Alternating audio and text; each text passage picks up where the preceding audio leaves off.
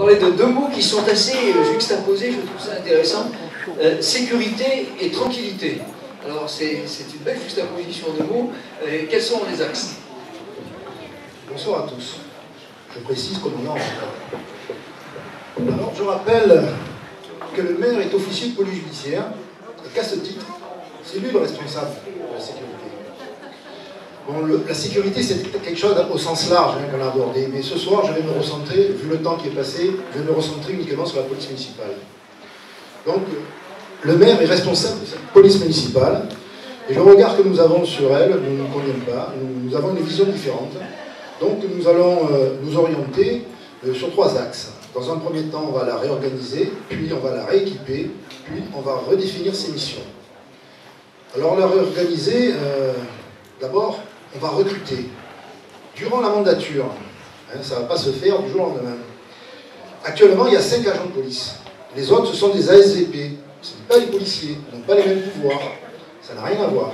Donc nous, on va recruter 5 agents de plus. Au terme de la mandature, il y aura 10 agents de police. Et on mettra en extinction les ASVP. Il restera un groupion, sans doute quelques-uns, mais on ne veut plus en recruter. Nous allons mettre en place une sectorisation. Actuellement, tous font un peu tout. Mais nous, on ne va pas faire comme ça. On va créer une zone urbaine et une zone rurale. Et les agents seront fidélisés sur ces zones. Vous aurez toujours les mêmes. Et ils devront être connus et reconnus de tous. Nous allons créer une police rurale. Ah, qu'est-ce qu'une police rurale? Et nous allons recruter déjà un garde champêtre. Alors ça fait sourire certains, c'est vrai. Champêtre, ça fait 19e siècle.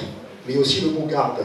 Et si vous avez suivi un peu le débat, vous voyez, on a quand même parlé d'environnement. Ben, le garde champêtre, outre la sécurité générale, la police générale et toutes sortes de polices, il a aussi la police de l'environnement. Il a des pouvoirs en matière de chasse, de pêche, de forêt, etc.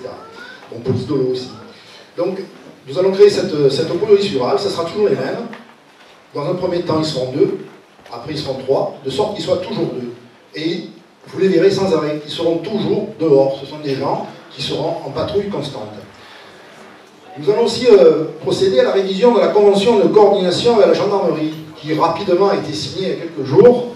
Bon, nous l'avons lu, il y a certaines choses, c'est technique, je ne vais pas me lancer là-dedans, nous changerons les choses. Et nous allons aussi, dès le lendemain, nous allons procéder à un petit audit de notre police municipale pour procéder à la suppression des charges indues. Alors qu'est-ce que c'est que les charges indues? C'est ce qu'ils font, qu'ils ne devraient pas faire, ce qui les empêche de faire ce qu'ils devraient faire. Alors, il y en a un, il est devenu agent forestier, il y en a un autre qui passe son temps, parce qu'on lui demande, à faire des arrêtés municipaux, il y en a un qui a été chauffeur du maire, il y en a qui sont porteurs de plis, vaguemestres, etc. Bon, on va les recentrer sur leur cœur de métier, parce que si on veut les voir, encore faut-il qu'ils fassent leur métier. Donc c'est simple, on va faire ça. On va les rééquiper.